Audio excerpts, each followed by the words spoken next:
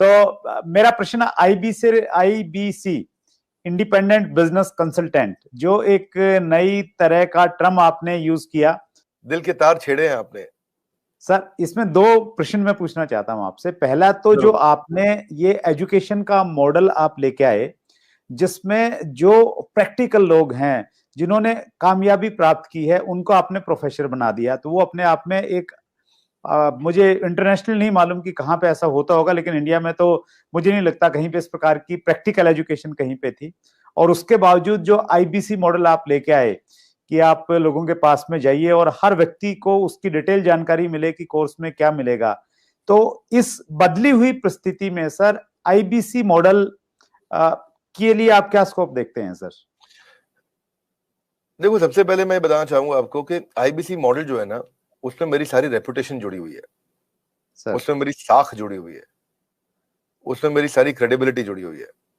तो IBC model कभी गलत ना चला जाए, कभी कोई गलती ना हो जाए, उसके लिए मैं सबसे ज्यादा जान लगाता हूं। क्योंकि अगर आईबीसी मॉडल में थोड़ी सी भी कमी रह जाती ना, तो लोग बहुत दुखी हो जाते। तो मैं क्या करता हूं, मैं फीडबैक से बहुत काम करते रहा हूं। We all need people who give us feedbacks. Feedback is a breakfast of a champion. So customer feedback के कारण ही उबर इंप्रूव किया है।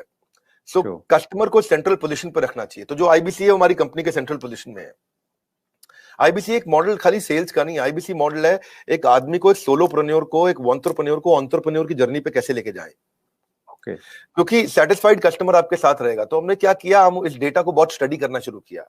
तो हमारे जो आईबीसी बनते हैं, ज्यादातर उनकी एज है 15 साल से 35 साल के बीच में। ये लोग हमारे आईबीसी बनते हैं। और जब भी आईबीसी बनते हैं तो उसके बाद फिर जो है ना, the best way to look back is to get the feedback. तो मैंने फीडबैक पे काम किया, एनपीएस पे काम किया, नेट प्रमोटर स्कोर पे, लॉयल्टी स्कोर पे। और उस पे जब काम किया, जितना मेरा नेट प्रमोटर स्कोर, मेरा लॉयल्टी स्कोर, मेरे जो आईबीसी जितने मेरे साथ लॉयल रहेंगे, जितना मैं उनको अपने साथ में रोक सकूंगा, तो मेरे को सारी एक्यूरेट मेथोडोलॉजी बिल्ड करनी थी, यूनिवर्सल मेथोडोलॉजी बिल्ड करनी थी कि मैं फीडबैक लेते रहूं, उनसे बात करते रहूं। हमने अग्रवाल पैकर मूवर से भी सुना, सबसे सुना, हम सबसे देखते आ रहे हैं कि ग्रीवांस मैनेजमेंट पे काम करना चाहिए। तो मैंने ग्रीवांस मैनेजमेंट पे काम किया अपने आईबीसी के साथ में। क्योंकि कहते हैं किसी if you can't solve, find someone who can solve it quickly. तो मैं टेक्नोलॉजी बहुत बिल्ड करी। मैं बहुत ध्यान से सुनता हूं अपने सारे आईबीसी को कि मैं इनको कैसे आगे लेकर के जाऊं। उनकी कोई कंप्लेंट है, अगर वो फेलियर हो रहा है, तो मैं अपने रिटेंशन को कैसे बढ़ाऊं, उसके एक्सपीरियंस कैसे उस एक्सपीरियंस को इंप्रूव करूं। तो हमने कैंपेन लॉन्च किया, रगड़ देंगे कैंपेन। ये रगड़ देंगे कैंपेन का मतलब है तू आईबीसी ज्वाइन कर, तेरे को रगड़ देंगे, तेरे को इतना तराश देंगे। People don't care how much you know, they know how much you care. लोगों को इस बात की परवाह नहीं कि आपको जानकारी कितनी है, पर उनको जानकारी है कि आपको उनकी परवाह कितनी है। तो हम उनकी परवाह करते हैं। हम फर्स्ट कॉल रेजोल्यूशन पे काम किया हमने। फर्स्ट कॉल रेजोल्यूशन मतलब पहला फोन आए कि मैं इस तकलीफ में हूं, तो जितना मेरा फर्स्ट कॉल रेजोल्यूशन यानी कि पहली कॉल पे ही मैं उसकी प्रॉब्लम सॉल्व कर दूं, जितना मेरा एफसीआर रेट हायर रहेगा, उतना मेरा कस्टमर सेटिस्फाइड होगा, मेरा लॉयल्टी स्कोर बढ़ेगा और मेरे आईबीसी मेरे साथ में जोड़ता है और हम उसको बिल्ड करते हैं। तो इसको हमने नॉर्मल डायरेक्ट सेलिंग मॉडल की तरह नहीं रखा कभी भी। हमने इसको एक एंटरप्रेन्योरशिप, हम एक रियल कॉर्पोरेट की तरह इसको बिल्ड किया, सॉलिड कॉर्पोरेट की तरह। देखो सुरेंद्र जी, बिजनेस की हमें अच्छी जानकारी है, भगवान की कृपा से मैंने हजारों लाखों बिजनेसेस को ठीक किया है, कम से कम हजारों तो किया है। 15 मिनट से 10 मिनट से ज्यादा नहीं लगता मुझे एक बिजनेस में कि वो फेल क्यों हुआ है बताने में। और उसके लिए लोग मुझको पैसा लेते हैं, 15-15 मिनट के बहुत पैसा लेता है लोग मेरे को आज।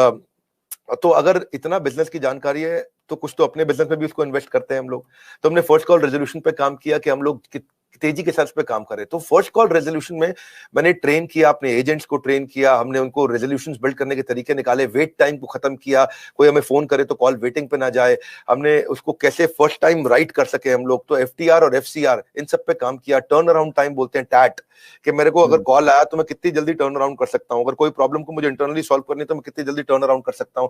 तो आईबीसीएस के लिए मैंने पूरा कॉर्पोरेट बिल्ड कर दिया, देश के टॉप लीडर्स लेके आया। मेरी जो सर्विस हेड है वो पहले एयरटेल की सर्विस हेड हुआ करती थी।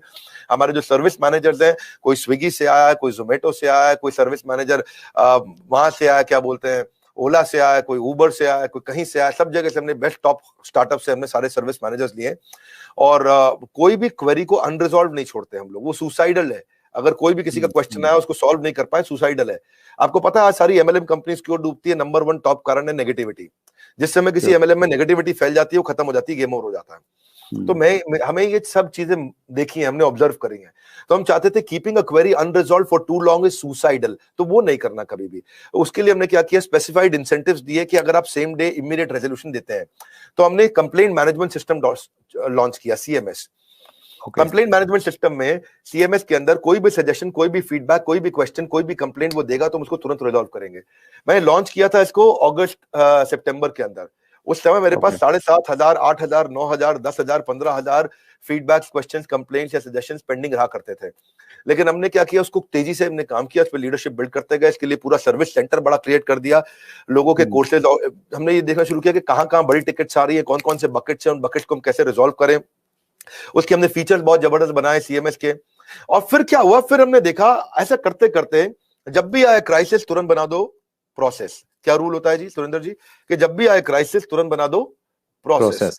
तो हर क्राइसिस के अगेंस्ट प्रोसेस बना दो भाई। एक दिक्कत आई, क्राइसिस आया था तो ऐसा प्रोसेस बना दो कि दोबारा ना आए।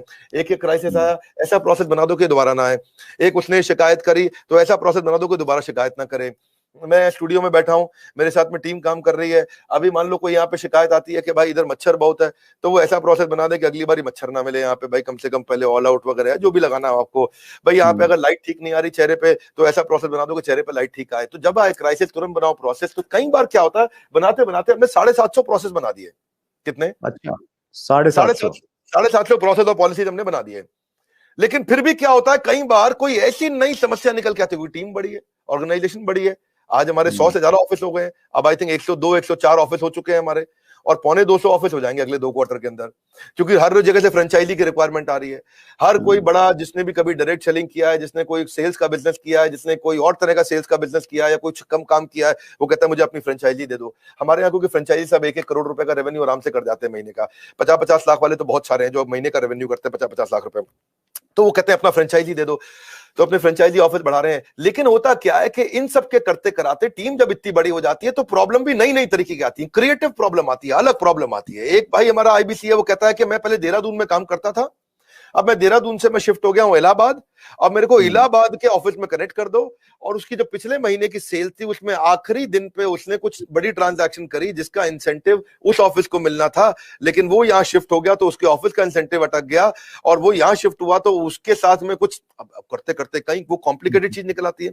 तो 751वां प्रोसेस चाहिए इसके लिए, 752वां प्रोसेस चाहिए, ये 753वां नया क्राइसिस आया है, तो उस क्राइसिस के अगेंस्ट नया प्रोसेस चाहिए। तो हमने नया टीम बना दिया, उसको बोलते हैं E cube, empathetic execution of exception. E empathy मतलब परानुभूति, सहानुभूति के साथ। एग्जीक्यूशन मतलब तेज फटाफट डिसीजन। एक्सेप्शन मतलब ऐसी चीज का जो पहले कभी आई नहीं। सो एम्पैथी, एग्जीक्यूशन, एक्सेप्शन, ये 3 चीज को हम बोलते हैं ई क्यूब। तो इसके लिए हमने टीम बनाई।